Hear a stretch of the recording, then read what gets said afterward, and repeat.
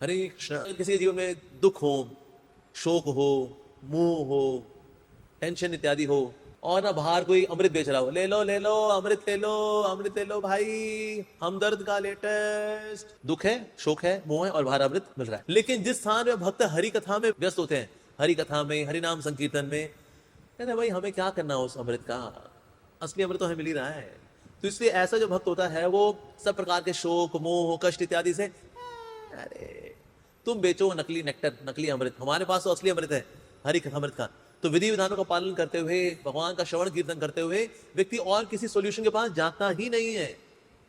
तो इसका मतलब ये भी है कि अगर हमारे जीवन में कष्ट इत्यादि है, तो फिर इसका मतलब यह है कहीं ना कहीं हम लोग हरि कथा से दूर हैं।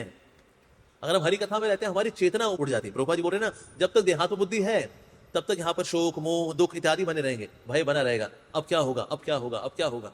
लेकिन जैसे आप देहात्म बुद्धि से ऊपर उठ जाते हैं तो फिर ये सारे शोक, मोह इत्यादि सब निकल जाते हैं अपने आराम से, कोई दुख वगैरह नहीं होता। तो बोला चेतना उठाएं कैसे? हरि कथा से उठती। जैसे अभी हम गोवर्धन गए थे, अभी गोवर्धन में 4 दिन सुबह दोपहर शाम हरि कथा, हरि कथा, हरि कथा, हरि कथा। तो जो पूरी तरह से हरि कथा में लिप्त थे, वो 4 दिन बाद ऐसे हट्टे कट्टे होकर के आए हैं स्पिरिचुअली। वह प्रसाद भी बहुत अच्छा था, तो वैसे भी हट्टे कट्टे होकर आए होंगे। लेकिन साथ ही श्रवणम कीर्तनम कर करके सुबह दोपहर शाम 1.5 घंटा 2 घंटा ऐसे करते करते रोज 5 6 घंटा करके जब वापस लौट के आए, ऐसे गबरू होके आए। अरे तो इसलिए जितना भी टेंशन इत्यादि सब गई, कहते वहां पत्ता ही नहीं चला। और जहां गोवर्धन में रह करके भी जो हरि कथा को स्किप कर रहा था, कहते अरे यार वही लेक्चर पिलाएंगे यार, बाहर गन्ने का जूस मिल लिया है, बाहर मौसमी का जूस मिल लिया भाई। तो वो अपना बाहर लगे हुए थे, तो उनको कोई फर्क ही नहीं पड़ा। वो रोहिणी में रहे, द्वारका में रहे, ईस्ट कैलाश में रहे, फरीदाबाद, जिंदाबाद, मुर्दाबाद, मुरादाबाद, जहां भी रहे, और गोवर्धन में फर्क पड़ा ही नहीं उनको। क्योंकि मेन वहां जो कार्य करना था, जिसके लिए गए थे, वो काम किया ही नहीं। जूस तो यहाँ अच्छा मिल जाता है, यहाँ पी लेते। लेकिन असल में जूस था, वो था हरि कथा का जूस। जिन्होंने उस जूस को पिया, हरि कथा करने वालों ने मुंह से निकाला और उसको कानों से लिया। जैसे गोवर्धन में मेन क्या होता है, गोवर्धन में चारों ओर से कभी कभी तालाब बहते हैं, यहां से वहां से, यहां से ऐसे। तो वास्तव में वो गिरिराज गोवर्धन जी के प्रेम अश्रु हैं, जो राधा कृष्ण प्रेम में वो बहाते हैं, इसलिए उनके तालाब हमेशा भरे रहते हैं गिरिराज गोवर्धन में। बल्कि शास्त्रों में ऐसा भी आता है, हमारे आचार्य बता रहे हैं आनंदावन चंपू में, कि कभी कभी ऐसा भी होता है कि सूर्यदेव जब अपनी परिक्रमा, अपनी धुरी में घूम रहे होते हैं, उनको प्यास लगती है अगर, तो कभी कभी अपने रथ से उतर करके गोवर्धन में जो कूप है उन्हें पी लेते हैं और फिर आगे बढ़ जाते हैं। अभी तो फिर गोवर्धन नीचे आ गया, सतयुग से नीचे आना शुरू हुआ है ना, सतयुग में श्राप मिला था उनको पुलस्त्य मुनि से। सो सबकी प्यास बुझाने वाला है वो। तो यहां से भी धारा बह रही है उनकी, यहां से भी धारा बह रही है, वहां से भी धारा बह रही है। इस तरह से हरि कथामृत करने वाले भक्त यहां वहां जहां तहां हरि कथा बिखेर रहे होते हैं। तो इसलिए उस नदी में, उस सरोवर में, उस नहर में नहा लेना चाहिए। जो जानबूझ करके उसको अवॉइड करते हैं, वो प्यासे ही मर जाते हैं। फिर वो सोल्यूशन वाले चाहिए होते हैं। जाम मस्जिद के पीछे दूसरी गली में हमारे के का कोई नहीं काट सकता, सौतन सता रही है, व्यापार में हानि हो रही है, हमसे आके मिले, गारंटीड सॉल्यूशन, ना हो पैसा वापस। कहते हैं हाँ ये नंबर नोट करो, बंगाली तांत्रिक, जहां मस्जिद के पीछे गली नंबर, फोन नंबर 420 420 420 420। हेलो, बहुत दुख है जीवन में हमारे। दुख का कारण ही यही है बाबा, कि हम जब हरि कथा से दूर रहेंगे तो ये शोक मोह जो है लगे रहेंगे। ये सोचते नीचे बहुत सारे पिन प्रिक हो, बहुत सारी सुइयां हो, तो आपको ना ऊपर ही रहना पड़ेगा। नीचे आए तो हाय, फिर नीचे हाय, तो नीचे कोई ना कोई है, कभी दुख, शोक, मोह, नीचे है, कांटे हैं, आए नीचे तो हाय, तो ऊपर ही रहो काका जी, नीचे मत आओ। तो यानी चेतना का लेवल जब जब नीचे जाएगा तो हाय, ऊपर ही रहो, तो चुभेंगे नहीं। तो जो हरि कथा को स्किप करेगा, अरे वही कहानियां बताएंगे यार, हरे कृष्णा करना मोटा मोटा यही है ना, तो वही रोज तो वही तो सेम बात ही तो बोलनी है। भगवान कृष्ण भगवान हो गए, हरे कृष्णा करो, खुश रहो, धाम जाओ, मोटा मोटा ही तो कहानी है, जानते हैं। ये 1 घंटा वही रोज सेम कहानी, कभी ऐसे बताएंगे, कभी वैसे बताएंगे, कभी ऐसे कभी वैसे, सेम ही है, छोड़ना, बाहर समोसे खाते हैं।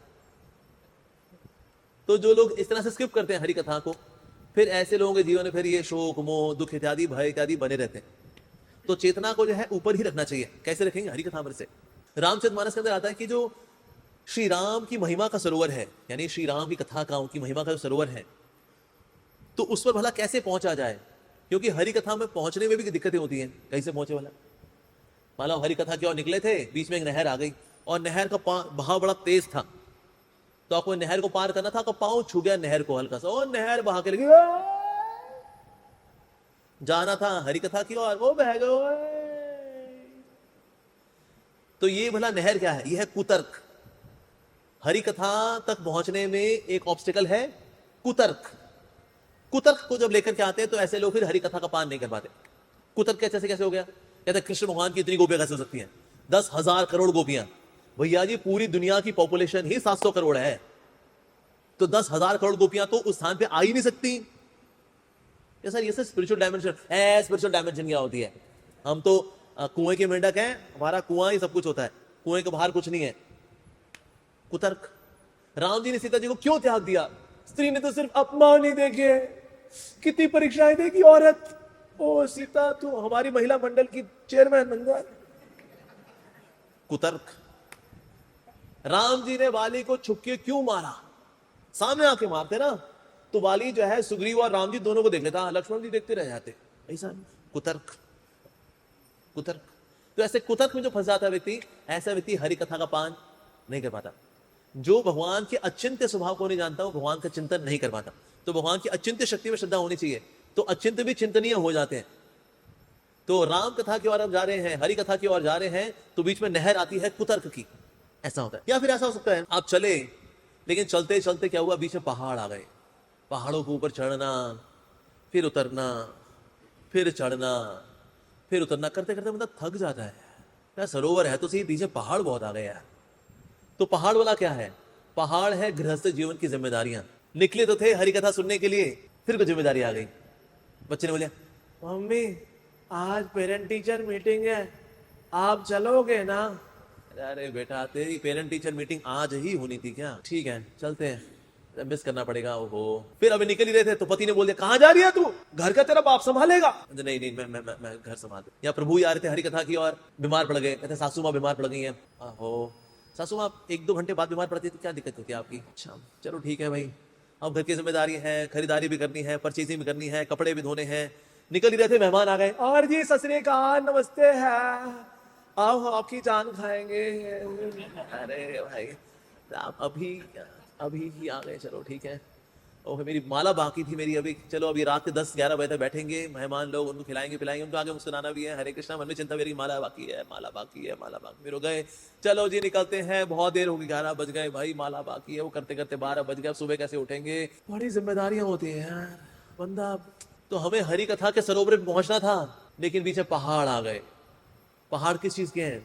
एक गृहस्थ जीवन की जिम्मेदारियों के, इसलिए हरि कथा के पास पहुंच ही नहीं पाए। ऐसा भी हो सकता है कि कोई व्यक्ति हरि कथा की ओर जाने का प्रयोग का प्लान बनाए, लेकिन ना कभी आ ही ना पाए। क्यों? प्रोविजंस नहीं थे, पैसा नहीं था। मान लो नहीं, बीच में अगर टिकट खरीदी थी, टिकट खरीदते, नदी पार करते, बस होती, बस पकड़ते फिर जाते, या फिर आप शरीर में ताकत नहीं थी, इतनी सुविधा नहीं थी, कोई सुविधा नहीं थी, इस वजह से हरि कथा के सरोवर में नहीं पहुंच पाए। तो ये प्रोविजंस क्या है? ये प्रोविजंस है भक्ति उन्मुखी सुकृति। अगर भक्ति उन्मुखी सुकृति नहीं होती ना, व्यक्ति हरि कथा में नहीं आ पाता। जैसे रोहिणी में कई लोग होंगे जो हरि कथा में नहीं आते, उनका घर एकदम होगा सड़क के उस पार, और सड़क पार करके यहाँ नहीं आ पाते। और ऐसे भी होंगे जो कि साउथ दिल्ली से, कहां से कहता है, प्रभु जी हम तो राधा माधव जी के दर्शन करने के लिए आए, हम थोड़ी कथा सुनेंगे। अरे भाई, वहां का बंदा यहाँ पर आ रहा है, ये सड़क पार का बंदा यहाँ पर क्यों नहीं आ रहा? पारी तो है नहीं सड़क, लंगी टांग का पाला खेलते खेलते भी आया तो भी पहुंच जाएगा, तो भी नहीं आ पा रहा, ऐसा क्यों? तो जब भक्ति उन्मुखी सुकृति नहीं होती तो हरि कथा के लिए प्यास नहीं होती, हरि कथा के लिए रुचि नहीं होती। तो फिर हरि कथा को व्यक्ति अवॉइड भी कर लेते हैं, या उनके बारे में होश ही नहीं होता, वो प्रायोरिटी में नहीं होती। ऐसे नहीं, हरि कथा में उनकी रुचि नहीं है, रुचि है मतलब होना भी नहीं है और रुचि ना होना भी नहीं है, दोनों ही नहीं है। उनको इसका होश ही नहीं है कि ऐसी भी कोई चीज होती है, हरि कथा, हरि नाम, क्या व्हाट्स क्या क्या है?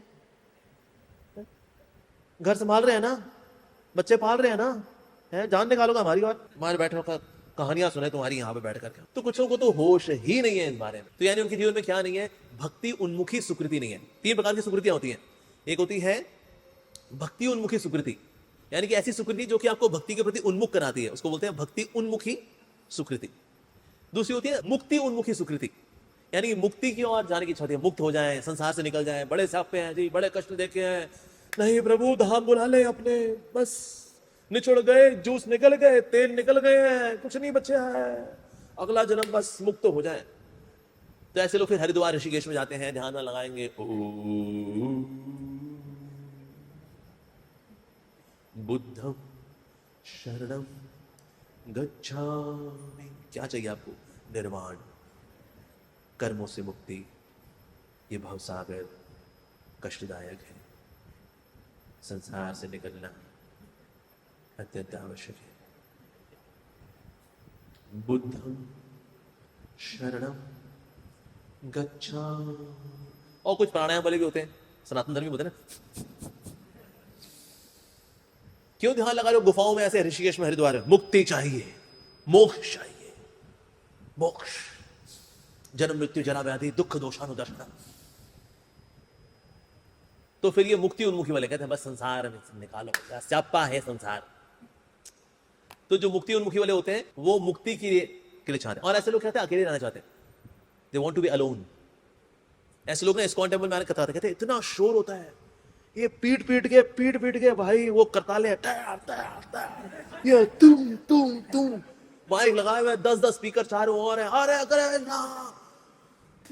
शांति चाहिए हमें। ऐसा कोई मंदिर है जिसमें शांति ही हो, बस वहां पर शांति माता जी भी ना आती है, कोई ना है वहां पर, अकेला। ऐसे लोग होते हैं मुक्ति उन्मुखी सुकृति वाले। तीसरा होता है भोगोन्मुखी सुकृति वाले, यानी भोगों की ओर ऐसे मन लगता है, कोई बढ़िया चीज देखी, कोई सुंदर व्यक्ति देख लिया, अरे पैसा देख लिया, अरे भाई। ये होता है भोगोन्मुखी सुकृति में। जितने फिल्म स्टार्स हैं, इंडस्ट्रियलिस्ट हैं बड़े बड़े, ये भोगोन्मुखी सुकृति का स्टॉक लेके चलते हैं। अरे भाई बड़े बड़े स्टॉक है इनके पास, भोग किया फिर पैसा आया, फिर भोग किया फिर पैसा आया, फिर भोग किया, शरीर खराब हुआ फिर मसाजे कराएंगे, फिर ठीक किया, फिर भोग किया, फिर खराब हुआ फिर पहुंचे पतंजलि, कर मसाजे कर, ठीक कर शरीर को, फिर भोग करना है। यह है भोगोन्मुखी सुकृति वाले। भोग की सुविधा भी होती है, भोग की इच्छा भी होती है, भोग वाली चीज भी होती है, और वातावरण में होता है ले कर। तो 3 प्रकार की सुकृति होती है, भोगोन्मुखी सुकृति, मुक्ति उन्मुखी सुकृति और भक्ति उन्मुखी सुकृति। तो कौन लोग हरि कथा में नहीं बैठ पाते? जो कि जिनमें भक्ति उन्मुखी सुकृति नहीं है, ऐसे लोग हरि कथा में नहीं आ पाते। उनको होश ही नहीं कि ऐसी कोई चीज है और इसका महत्व क्या है, नहीं पता होता उनको। अब हरि कथा की ओर अगर कोई निकले तो सही, लेकिन ना बीच में कौओं की कै वो बहुत लाउड थी, या बीच में शेर आ गए, चीते आ गए, उन्होंने धावा बोल दिया हमारे ऊपर। अब जंगल था, पहुंचना था सरोवर, और यहां फंस गए और उन्होंने हमें हम पर आक्रमण कर दिया। तो हुआ क्या फिर? खुदा की कसम मजा आ गया, मुझे मार कर बेशर्म खा गया। लेकिन आप तो जिंदा हैं। अरे ये जीना भी को जीना है लल्लू।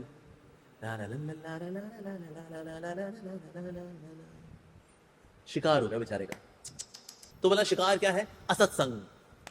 आप निकले थे हरि कथा सुनने के लिए, असत्संग आ गया, उसने आपकी श्रद्धा का शिकार कर दिया। कहां जा रहा भाई? तो इस्कॉन जा रहा है, विदेशी संस्था है वो। जितना पैसा कोलगेट ने नहीं भेजा अमेरिका, उतना इन्होंने भेज दिया। ये देख इस्कॉन रोहिणी, देख भाई क्या मंदिर बनाया लोगों ने भाई, इन्वेस्टमेंट है ये बेवकूफ बनाने की इन्वेस्टमेंट है। कितना सुंदर मंदिर है, हमको पैसा दे दो, पैसा दे दो, भाई पैसा अमेरिका भेजेंगे। ये भाई तुम समझ नहीं रहे उन लोगों को, कितने जवान लोगों की जिंदगी खराब की हैं। वो अमोगिरा देखो, गंजा हो गया, आज कथाएं कर रहा है बेचारा, क्या जिंदगी है उसकी।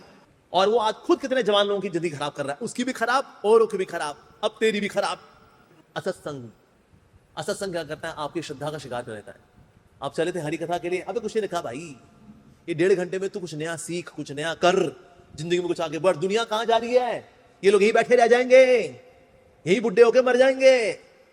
दुनिया कहां? वो भाई देख स्पेसएक्स, हम चंद्रयान पे गए, 1 2 3 लैंडिंग हो गई हमारी वहां पर, और तुम्हारी यहां पर ही, यहां से टेक ऑफ ही होगा तुम्हारा, नहीं तो वहां का लैंडिंग होगी तुम्हारी। झंडू जीवन है तुम लोगों का। सीखो, आगे बढ़ो। दुनिया कहां जा रही है यार? 21वीं सदी में आ गए तुम, और ये धोती कुर्ते पहन करके, तिलक लगा करके तुम, ये क्या ये सो बैकवर्ड।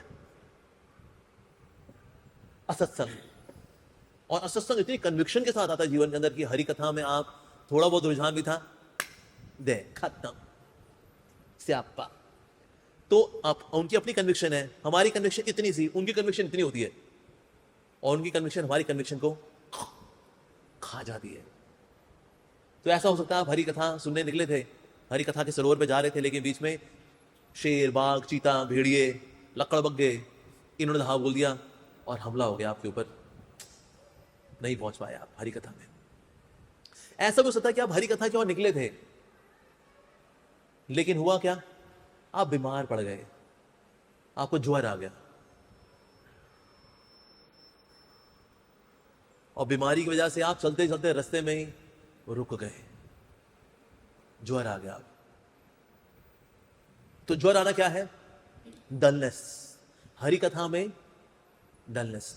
कुछ लोग होते हैं कि ना क्लास में आते तो लेकिन समझ में कुछ नहीं आता, कहते हैं क्या चल रहा है यार,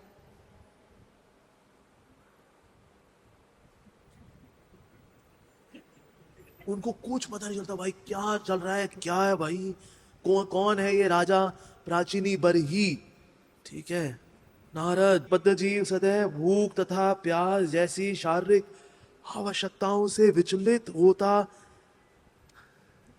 डल, लोग डल होके बैठ जाते हैं। क्लास में आंख खुली होती है उनकी, लेकिन आंखों में इतना बड़ा क्वेश्चन मार्क होता है कि भाई पहले शब्द से लेकर के आखिरी शब्द तक सब पहेली है, और सोचते रहते हो।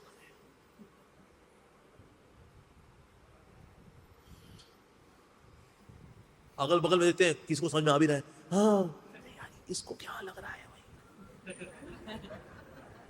बगल में देखो, या बगल वाले को देख ले, वो भी ऐसा हो रखा है, हाँ ये अपनी बिरादरी का है, क्योंकि सब्जेक्ट मैटर बड़ा एग्जॉल्टेड है ना, ये सब्जेक्ट मैटर बहुत एग्जॉल्टेड है, इसलिए साधारण व्यक्ति जो है कलयुग वाला डल हेडेड है, वो मंद बुद्धि है, इसलिए हरि कथा में क्या चर्चा चल रही है, क्या बातें चल रही है, कनेक्शन ही नहीं बैठता उसका। इसको कुछ लोग तो उड़ जाते हैं, कहते हैं पता नहीं क्या ही लगे, इनको अपना लगे रहने दो, हम अपना लगे, उठ के चले जाते हैं, जाएंगे दर्शन कर लेंगे, जय राधा माधव, आप ही समझ में आते हो, ये तो समझ में आ नहीं रहा क्या बोल लिया भाई साहब। तो डलनेस, तो चलते चलते चलते हरि कथा के सरोवर की ओर जाते जाते ज्वर आ गया।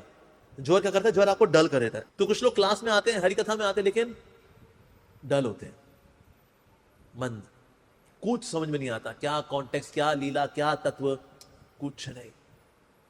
और उस पे अगर हो गया कोई बढ़िया वाला स्पीकर बैठा हुआ है जो संस्कृत के श्लोक चिपकाए पे चिपकाए जाए, चिपकाए पे चिपकाए जाए, ये शाम तुम तक पावम जननाम पुण्य कर्मणाम ते तुम नमो निर्मुक्ता बट्टे माम लड़वता।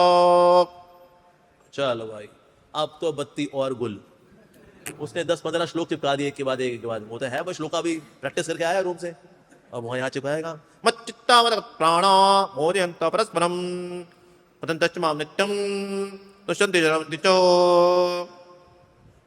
ऐसे करके दिखा दिया भाई, बहुत बड़ा पंडित है वो। इस प्रकार से इस कथा के अंदर एक वचन, द्विवचन, त्रिवचन और बहुवचन, और हमारा किसको समझ में ना आए वचन, वो सब प्रयुक्त हो रहा है। चलो जी, अब तो भाई और सिट्टी बिट्टी होंगी सर, ये तो बाय बाय बाय बाय, तो ऐसा होता है। तो कभी कभी स्पीकर ही बड़ी हेल्प करता है लोगों की, कि कोई सीखने के लिए आया है, वो एंश्योर करता है कि कुछ समझ में ना आए लोगों को, क्योंकि उसका लक्ष्य होता है अपना पांडित्य दिखाना, ये नहीं कि उनको कुछ समझ में आ जाए ना, ये दिखाओ कि हम कितने बड़े सिकंदर हैं यहाँ पर, ये दिखाने के लिए आता है। ऐसे हो सकता है कि ना आपका हरि कथा सुनने के लिए आए, आपको ज्वर भी नहीं हुआ, लेकिन आप थक गए थे और हरि कथा के किनारे पहुंच करके सो गए, सो गए। तो ये तो हरि कथा सामने, ये ना सरोवर, पीले पीले पीले पीले इसको, हाँ जय, सो गए। और कथा के अंदर इतनी बढ़िया नींद आती है भाई, मतलब एल्प्रेक्स की गोली फेल है। एल्प्रेक्स बड़ी फेमस नींद की गोली, कहीं जो जिनको रात को नींद नहीं आती हो जानते हैं एल्प्रेक्स। अरे प्रभु जी, आपने ये कैसे बोल दिया, मेरी सहेली का नाम कैसे बोल दिया।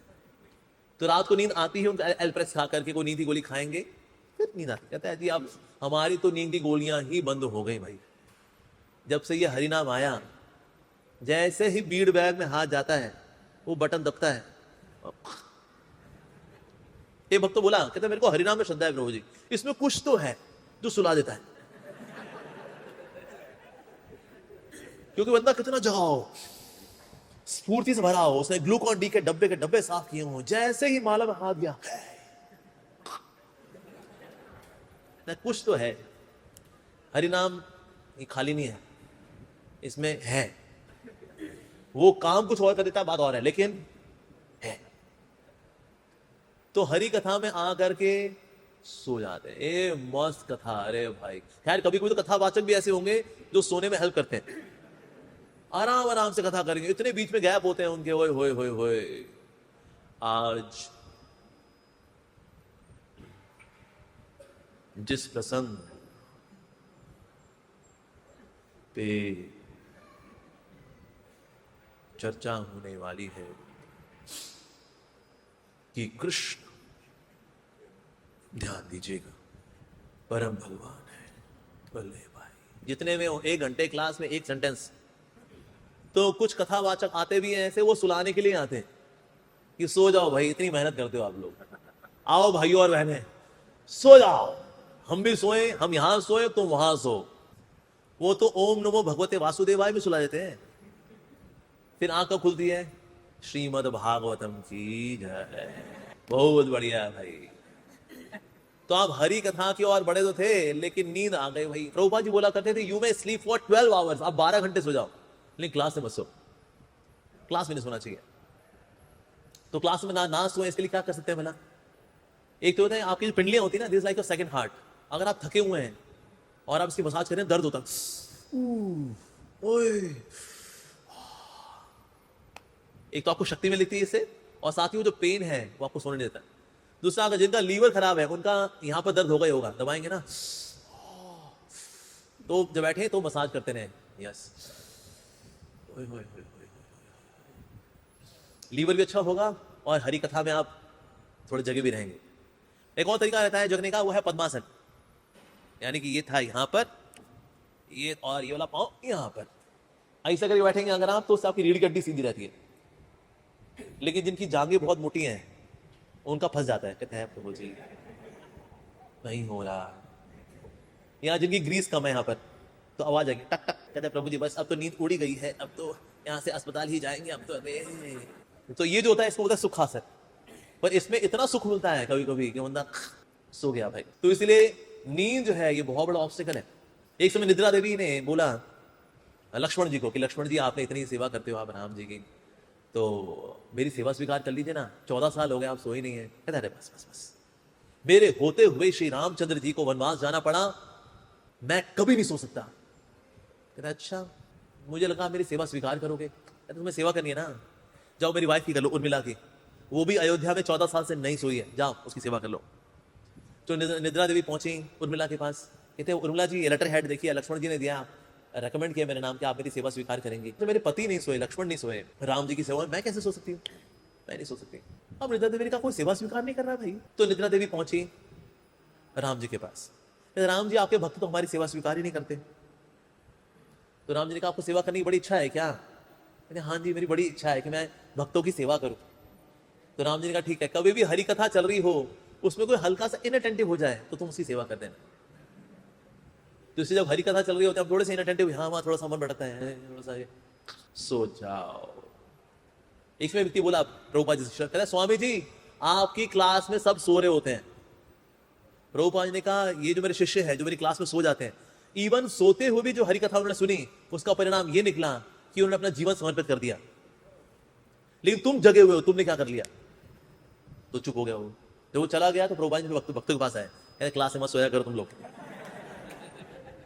दोनों को बताया प्रभुपाद जी ने, ऐसा नहीं कि हाँ भाई जो सो रहे हैं कोई बात नहीं, जीवन तो दे ही दिया, नहीं बिल्कुल नहीं। मैं जहां करके कभी कभी ऐसा भी होता है कि आप जाके सो गए, ऐसा हो सकता है कि ना आप हरि कथा के और बड़े थे और हरि कथा के सरोवर की ओर जा रहे थे, लेकिन ना आप किसी और सरोवर की ओर मुड़ गए और कोलकाता शायद वो सरोवर है, पर असल वो सरोवर नहीं था, आप किसी और सरोवर में पहुंच गए और आपको लगा हाँ यही है यही है यही है यही है। अरे ले भाई जीपीएस ही गलत लगाया तुम्हें, तो गलत ही पहुंचोगे तुम। तो कभी कभी ना लोग हरि कथा सुनने के लिए आते हैं, लेकिन ये डिस्टिंग्विश नहीं कर पाते कि क्या हरि कथा और क्या हरि कथा नहीं है। ऐसा उनको पता नहीं होता, कहता है भाई यहाँ बैठ जाते हैं वहां बैठ जाते हैं, सब जगह बैठ जाते हैं, हमारा क्या है जी, हम भेदभाव नहीं करते। हरि कथा में हरि की चर्चा हो चाहे ना हो, हम सब जगह बैठते हैं। मेन है प्रसादा होना चाहिए। तो ऐसे लोग कहीं पे भी जाकर बैठते हैं ऐसा। या फिर अगर लोग हरि कथा सुनने के लिए आते हैं लेकिन हरि कथा या हरि की महिमा के सरोवर में पहुंचे, लेकिन वहां पर स्नान करना चाहिए था, यानी कि उसका लाभ उठाना चाहिए था, लेकिन उसका लाभ नहीं उठाया, कुछ और ही करने लग गए। जैसे कई बार लोग जब हरि कथा के अंदर आते हैं तो यहाँ पर आकर के यहाँ वहाँ बाकी चीज देखते रहेंगे, संगमरमर ये वो सब देखते रहेंगे, लेकिन जो मेन काम है वो नहीं करेंगे।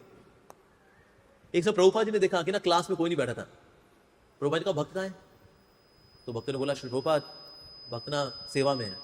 प्रभुपाद ने कहा लेकिन ये तो सुनने का समय है, ये तो श्रवण का समय है, सबको यहां आना चाहिए। अगर ये लोग हरि कथा के वक्त, हरि नाम के वक्त उपस्थित नहीं रहेंगे, सिर्फ सेवा में भागा दौड़ी करते रहेंगे, कुछ समय बाद सेवाएं मजदूरी लगती हैं। कहता है कहां फंस गए यार। जिस कई लोग आते हैं नए वैसे बोले प्रभु जी हमारे लिए कोई सेवा हो तो हमें बताइएगा, और आपने सेवा उनको दे दी। कुछ समय बाद क्या होता है, फंस गए यार, तो गायब गायब, होते ही नहीं।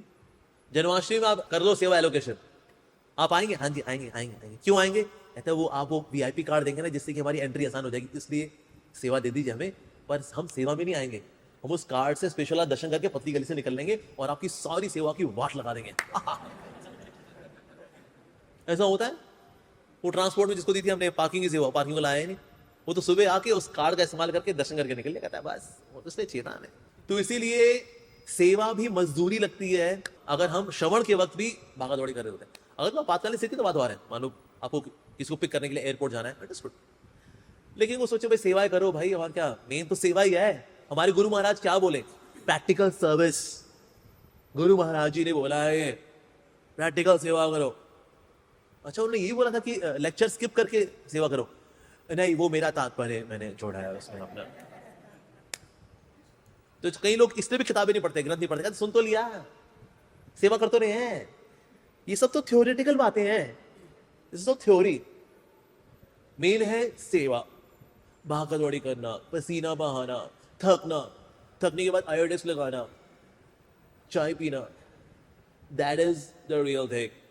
ये क्या है, क्लास में बैठ करके आप सुन रहे हो ये कृष्ण चेतना का अनुशीलन, वही संभव है जो महान भक्त एक theory theory theory, this is all theory, is all theory theory theory theory theory theory theory theory theory theory theory theory. अच्छा तो आप प्रैक्टिकल, भागना दौड़ना, सीढ़ी से ऊपर फिर नीचे जाना, ये है भक्ति। ये थोड़ी ऐसे क्लास से बैठ गए आप, कम ऑन। तो इसलिए कई बार लोग प्रैक्टिकल सेवा के नाम पर श्रवणम कीर्तनम को सिर्फ कर लेते हैं, और इस वजह से सेवा भी बन जाती है क्या? मजदूरी, just an activity, that's it. तो इसीलिए कोई एक्टिविटी करने का जो एटीट्यूड आता है, वो एटीट्यूड आता है श्रवणम करके। तो इसलिए हरि कथा के सरोवर में पहुंचना, और पहुंचना फिर ये जानना कि भला इसका महत्व क्या है, ये जानना बहुत जरूरी है। तो इसलिए इस प्रकार से ये हरि कथा और हरि नाम संकीर्तन, इसमें उत्साहपूर्वक हमें भाग लेना चाहिए। हरे कृष्णा।